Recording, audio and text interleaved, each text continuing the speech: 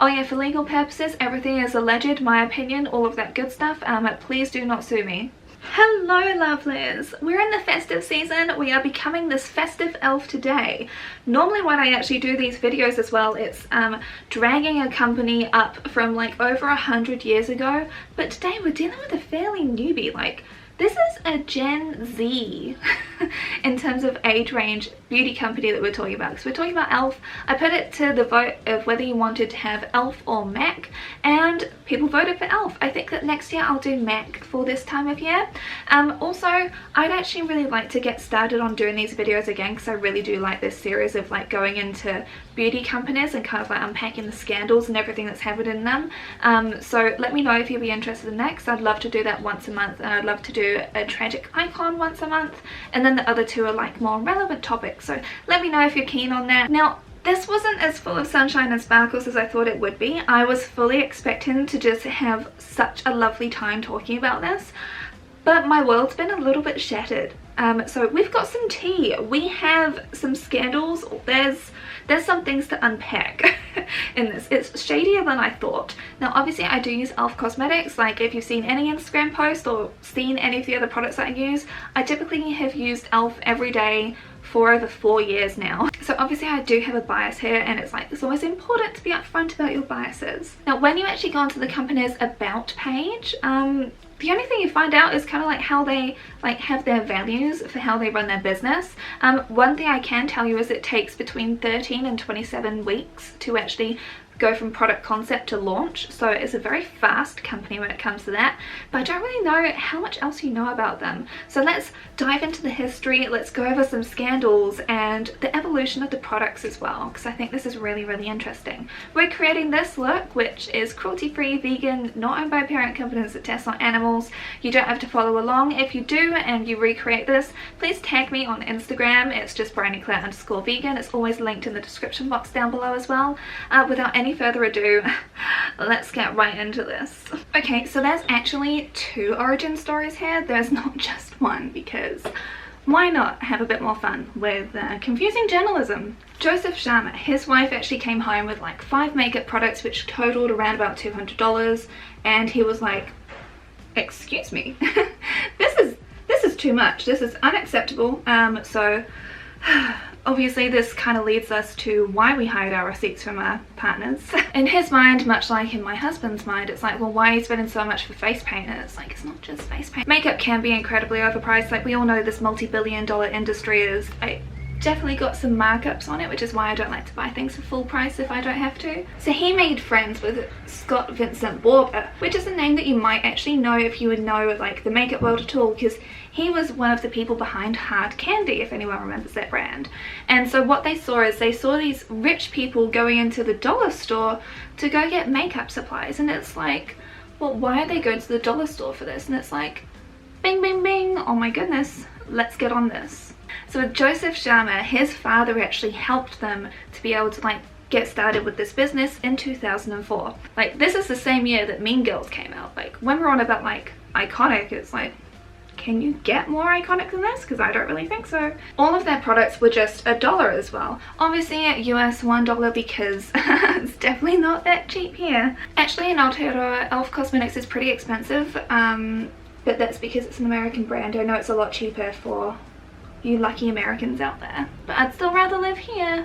So they started out with only 20 products, including the Shimmering Facial Whip, which had become a bit of a cult classic actually. Like, I know that a lot of people knew about this one, and that only fairly recently got discontinued actually. And also because they had and still do have very close relationships with their suppliers and manufacturers, even though that kind of still gets dramatic later on, it meant that they could be cruelty free like right off the start. I know that most things were vegan as well, but there were some brushes at the start that weren't. The only reason I know this, because no one's really reporting on it, is because of Tashina from Logical Harmony. By having such a close relationship as well, it meant that they could keep their prices really, really low, which is still something that they have to this day. I mean, obviously inflation is a thing, which means that prices do obviously increase. Not that wages keep up with it. by having that super low price point, it kind of meant that word spread even faster because, you know, like people always want to be able to spend less money. They were stocked in like a few stores, like some dollar stores and stuff. And then Glamour actually really wanted to feature one of their products, but in order to be featured in Glamour you have to be accessible all across America, which I think is a really good thing. I'm glad that they've got that. And so very quickly what they did, because their website used to just be like kind of like a showcase as opposed to e-commerce, as they just switched over to be e-commerce, which was a very smart move because that became like where they get and still do get about 50% of their sales, which is huge. Like that is massive. So of course with all of that it meant that overheads would be minimal as well, because you're not having to pay for like brick and mortar, and they decided to pretty much forego marketing to instead connect with people directly through social media. Smart move, because that meant that they could know exactly what people wanted, have kind of like this back and forth of ideas, get feedback straight away from people. It's just like, this makes perfect sense, totally get it. I'm so glad that they're mostly e-commerce as well, because I don't like going to regular stores. E-commerce is the way forward, baby. Faster comparisons. I would love to see accurate foundation and lipstick swatches. So in 2005 they launched brushes, and in 2007 they entered Target, or Target if you want to feel fancy. Target in Aotearoa is literally a furniture shop that sells very cheap, worse than IKEA quality products, but for a way more expensive price because they've just got like a bit of brand recognition. I don't know what it's like in America, but wow, it's terrible here anyway, at least in my experience. Arguably this was a massive, huge moment for e.l.f. as well, because the thing is that so many more eyes are actually on the brand, and this kind of like legitimizes them as well, because what other affordable brands really were there at this time that were hitting that kind of mark? Was it LA Girl? Possibly Wet n Wild? Like, I don't really think that they had much competition in this way other than dollar stores, so this is a huge legitimizing moment for the company. And then in 2007 they vocally supported Peter with like a brush roll set that they came out with like a case and stuff. Now I don't like Peter and I'm a vegan. Do you know what I like even less is meat eaters saying that they don't like Peter, because it's like you can see the hypocrisy, right? Okay, cool. Just so we're on the same level playing field, so don't go throwing stones when you're in a glass house, okay? Cool. In 2008 they launched their studio line, which looked more elevated, and the prices of these were about $3. Now I do remember on YouTube like seeing people compare like this little like blush and bronzer set to the NARS one, and e.l.f. started to get used in a way of dupes, but not to the level of, in my opinion, straight up copying or stealing that Makeup Revolution does. For the foundations and stuff, I don't think that the shade range was actually great back then from what I've been able to see. I found someone from 2010 with dark skin, but her dark skin is not as deep as what the shade range should go, let's be honest here. So they definitely had further to go for sure, but they did have a wider range than some expensive brands do still to this day. What the hell, even in 2021, even after Rihanna. That was a huge moment in makeup history, sadly, the day that Rihanna actually launched the inclusive shade range. Wow. In 2011 they also donated 5% of the profits from online purchases from the Me and You Can Make a Difference campaign to the Red Cross to support Japan after the tsunami that happened there. In 2013 they opened their first store, and straight up, I had no idea that they even had stores. No clue. They only actually recently closed. Like they had like over 20 stores, and I'm like, why does e.l.f. need to have like brick and mortar stores? It's never made sense. Totally baffled. Now is where we start to get into the tea with 2014. We've got a lot to discuss after this point. So 2014 is where things really started to kick off for them, because they got bought out, baby. They got bought out by a company called TPG Growth. And if there's ever a capitalistic term, it's one that is called growth, right? Oh, should I do glitter tears for today? So this is a massive investment firm, in case you didn't know, and they bought out a majority stake in e.l.f. Now I couldn't find out exactly how much money they bought it for, but people speculate $200 to $300 million. So yeah, quite a fair bit of change. Now e.l.f.'s revenue at this point was around about 150 million a year. Tarang Amin was actually named as the e.l.f. CEO, with Joseph Sharma shifting to a significant investor role and director with ongoing management role in the company. Now, we should really look at TPG really quickly. So this is current day that I'm referring to. For some reason, the Wayback Machine just isn't working for me, so whatever. So they own brands like Anastasia Beverly Hills, Beauty Counter, Maya, the Australian department store, Rodan and Fields, which is an MLM company, which makes way more sense now that you know that why Anastasia Beverly Hills did that little collab with them, like, was it even earlier this year? Wow, imagine that. I feel like some shareholders were getting involved with that. And they also own Petco.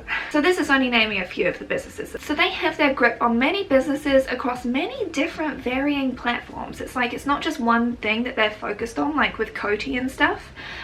It's varied in many, and reminds me a bit of the Walt Disney Corporation. Like, I'll have this and that and that and that.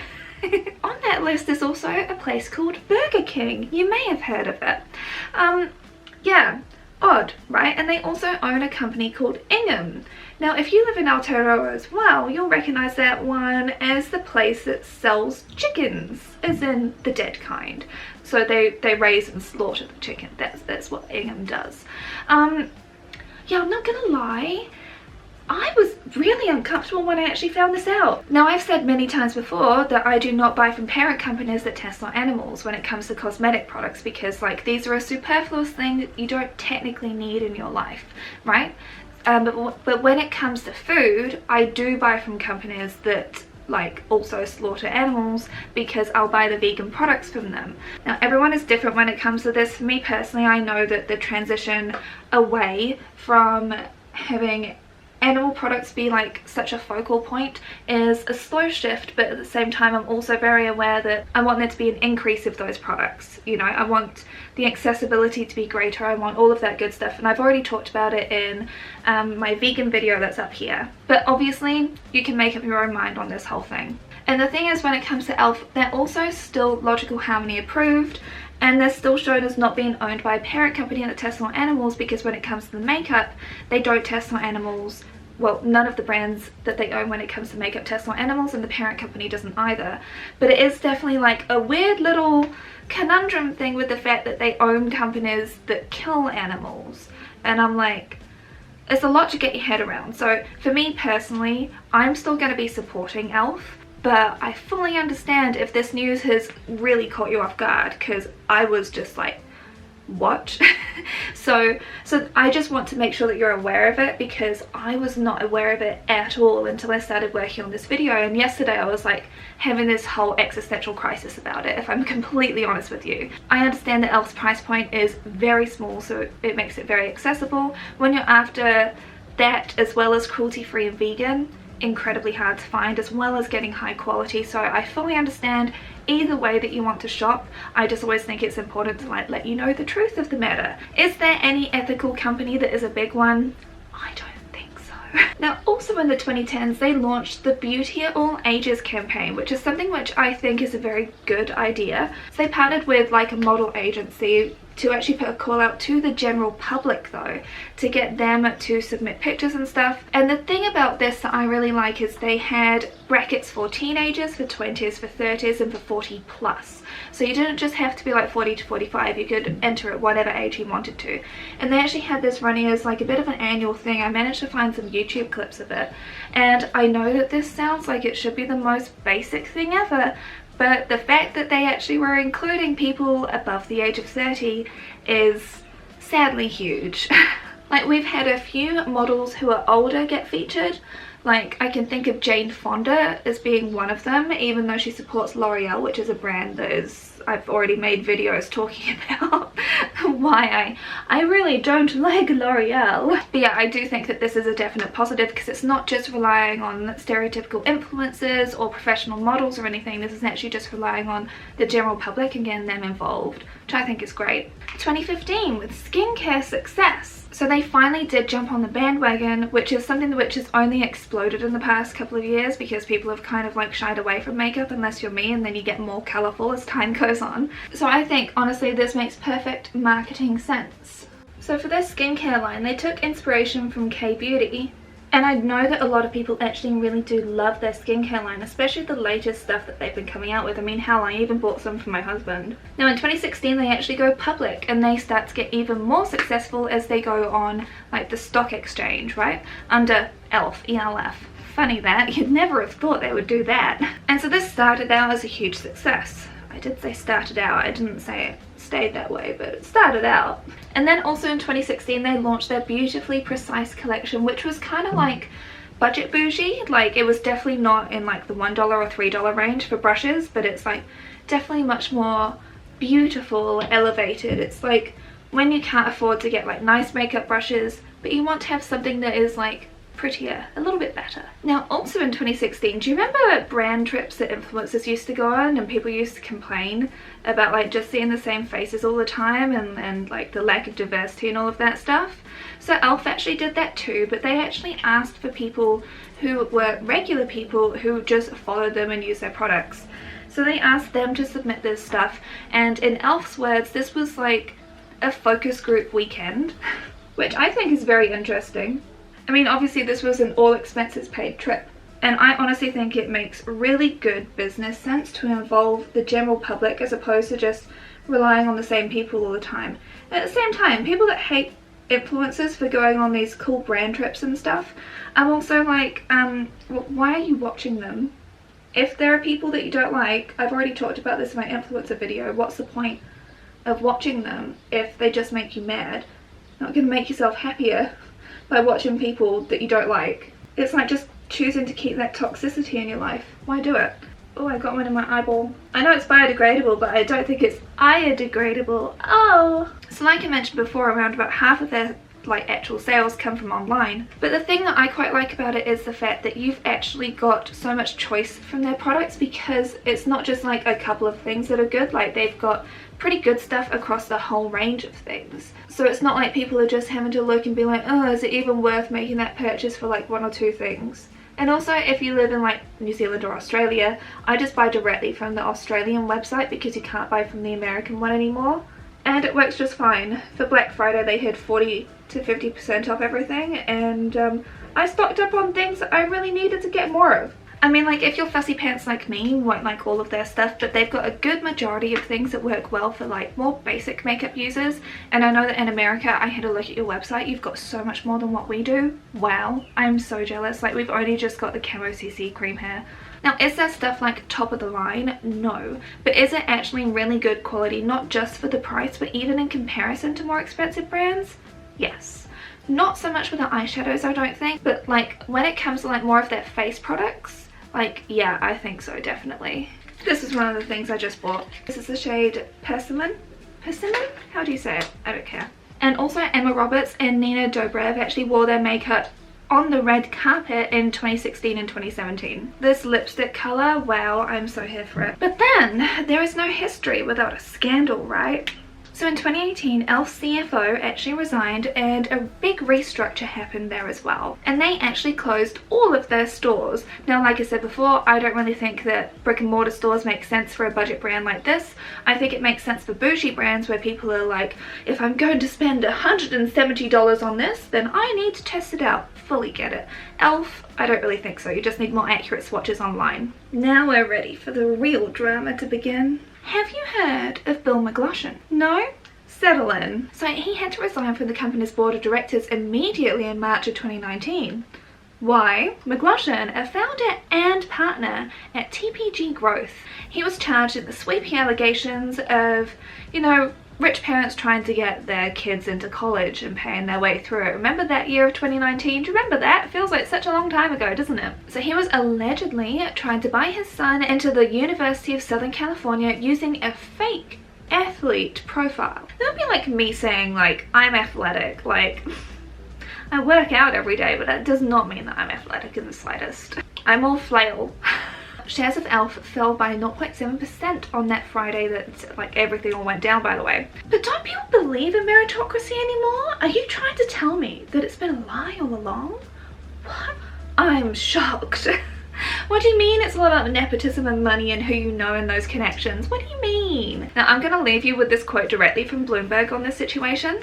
Former top TPG Capital LP executive Bill McGlushan's decades of good works and social consciousness fundraising weren't enough to dissuade a federal judge from ordering him to prison after being caught cheating to get his son into college. You will serve at least some time in jail to demonstrate that even the rich and famous cannot avoid the rule of the law, US District Judge Nathaniel Gorton told McGlushan. Your enormous wealth, privilege, and pride overwhelmed all of what you want to stand by for your words in charity and philanthropy. You entered into a conspiracy to cheat your son's way into a prestigious university. So 3 months in prison will totally have taught him a lesson. And remind me again, how many people are incarcerated for weed charges? Now look, I am really glad that TPG like immediately made him resign, like perfect. They should have absolutely done that. I'm glad that they did. Also, he was one of more than 50 people who actually got caught in that year. Like, remember, like, we know about Felicity Huffman and stuff, but not many of the men are really all that well known. Just another way that, you know, misogyny just runs rampant everywhere, right? Like, it just brought to light what's been industry standard for like decades, as long as like private education's been a thing, in my opinion. But I'm glad that at least it got caught out in the open, but I'm sure it still happens. Also in 2019, it's just a bad year for them. e.l.f. had to pay nearly $1 million for violating North Korean sanctions with false eyelashes, because the 2 Chinese companies they were using sourced the lashes from North Korea. Now, e.l.f. themselves actually noticed this after doing a self-audit of third-party suppliers. Good. Should always be doing that. It's always important to have like knowledge about the supply chain, but supply chain issues are they're a thing. They're a huge thing. So I mean, like, it's good that they came clean about it as soon as they found out about it, because they found out about it in 2017, and then is when they obviously like came forward and like, oh my god, we've been caught with our pants down a bit here. So it was 2019 that the charges were made, and then everything became like public and stuff. You may be thinking that $1 million is like nothing to a company like e.l.f., especially when the 156 shipments of the false eyelash kits were valued at 4.43 million. But the thing is that this involved North Korea. The kits actually made up less than 1% of e.l.f.'s revenue, and they genuinely weren't aware of it until they actually did the audit themselves. So that's why they got let off on such a lenient charge, but then they also had to put in place a number of things to ensure that this didn't happen again in the future. But obviously, like, damage is done, and they were kind of being held up as like, this is why you need to know where things come from, which is, you know, like, that's important. Like, that's really good that that actually happened. 2019, in lighter news, was the launch of the first J Kisser palette, and honestly, it's so cute. I wish I could have bought this one. And she did the second one in 2020, which was all about adopting animals, because she's a lovely person. And everyone that did the hashtag eyes, lips, face, paws actually donated like $1 to Angel City Pit Bulls as well, so that's real sweet. Just a nice thing that happened that year. I just wanted to throw in something nice that happened. Now, I was genuinely sad that this was not international, because I would have bought that stuff. I mean, like, you see how much I love colour. So 2020, we know what happened in 2020, right? Wow. What a year. Some people might say that's the year that the world started to end, but I would argue that actually happened in 2016, but you know, whatever. Anyway, e.l.f. donated $25,000 to the Color of Change organization and participated in Pull Up or Shut Up. I've got a whole video about Sharon Shooter, which I did last year as part of like my good news stories for Christmas, and honestly, you should go watch it. Like, amazing person. All sorts of great work has been happening in that area. So yeah, I will have that linked for you at the end of this to go watch. And they've also spoken up against Asian hate. Now, with Pull Up or Shut Up, e.l.f. actually reported that 14% of its leadership is made up of black employees, whilst other POC accounted for 45% of the company overall. But despite all of this, them and many other brands are still sending products to influencers who have been found to be problematic, the R word, shall we just say. Now look, I supported Jeffree Star after I saw the Shane Dawson documentary. I didn't really know anything about either of them, and wow, as soon as I found out the truth, I did not support them anymore. My gosh.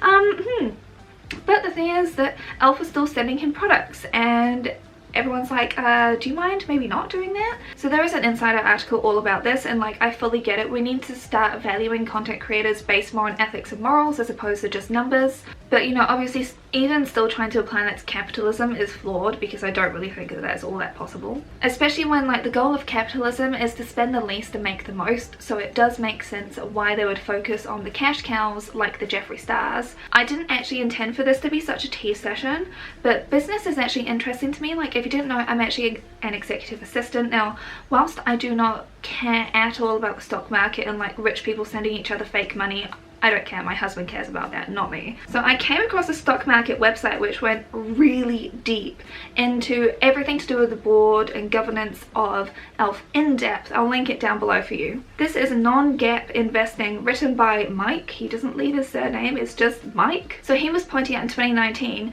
after Jeffree Star's reviews and endorsements, they helped propel approximately 500 million in enterprise value gains for ELF. From that investment that they would have made makes financial sense.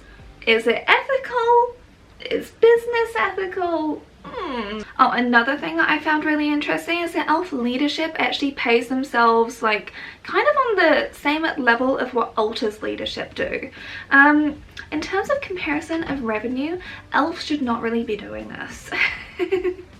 Like, Ulta's valuation is nearly around about 19 times larger than ELF, but their leadership is still being paid the same. Does that make sense? It doesn't make sense to me. But of course it will come up with that whole adage of, oh, markets have been so tough, we can't possibly pay our employees more. I'm obviously speculating here, it's just because I've seen that so many places in business. I'm just like, okay, sure. Now moving on to 2021. So we've had some really great products, including their collaboration with Tiana Major 9, who I didn't know that they even did a collaboration with because it's not even available here. That collaboration was also with Petit Zion as well, with the Electric Mood collection. They also, in this time, tried to get on the Twitch bandwagon, right? Some of you may be familiar with this scandal, some of you may not. So Kat Tenbaj wrote this for Insider. Their Twitch stream had no black creators or other minorities on it. And it's like, are you kidding? But not only that, they apologized 3 weeks later for this, poorly. But okay, so let's just unpack this, right? So the whole way that they set this up was to put it out on their Twitter for beauty influencers who game. I get it. I love that. I think that's great. It means that the public are getting involved. It's something that ELF has like kind of built their brand on doing. Makes perfect sense, right? And so there was actually a content creator, Milady Confetti, who was the most popular one. Like, she got over 1,000 votes for her, but she wasn't invited. So how are they deciding who was going to get picked? Because was it just a numbers game that they went off? Because it actually doesn't make sense why she wasn't picked, because engagement is the best thing as opposed to actually just numbers, because people can buy those, they could be fake, they could be old subscribers, whatever. But when it comes to like the engagement level, that's the thing that companies should be looking for. And they had a highly engaged audience wanting this black content creator. Why would you not include them? The thing is, to rub just more salt into the wound, they actually invited a content creator who doesn't even do beauty. And it's like, you didn't even get your own message.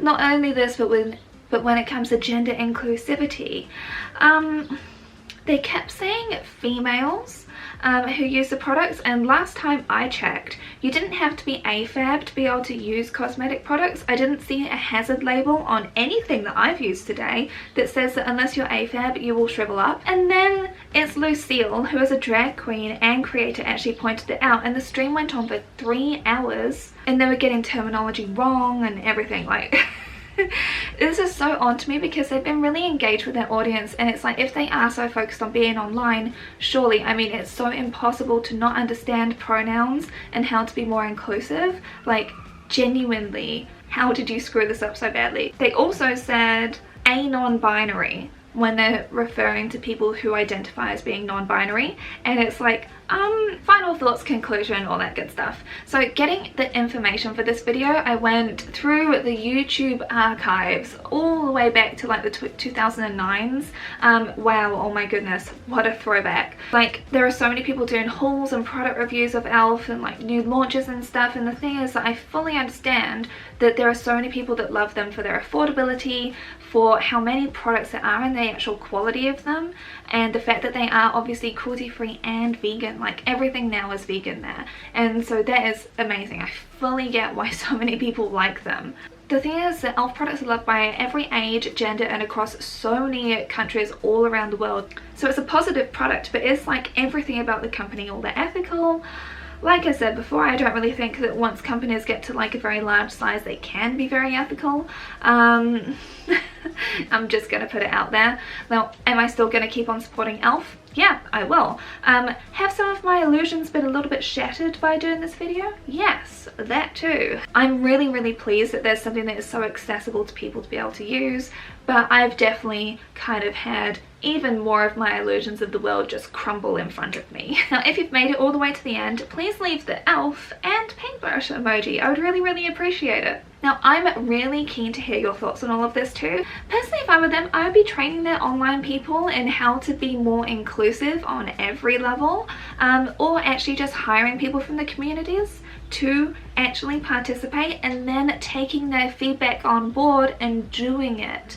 But again, that is something that every business should really be doing. I mean, we all know that in 2020, when all of those like diversity and inclusion roles were put on leadership boards, that was actually just more of a performative thing to have a little tick box so then they could say, we've got one black person who works for us now on our leadership team. So now we look better when it comes to like just straight data. But the thing is that so many of them didn't actually have any of the changes that they suggested put in place, and it's like the whole point is that you're hiring them to make change. Oh wait, no, it's just performative? Shocker. But yeah, I'd really love to hear like what was the thing that shocked you the most, because for me it was definitely finding out that the parent company owns Burger King and Ingham. What? But yeah, like what's your favorite elf product? I mean, I know that I love so many, like the foundation I wore on my wedding day.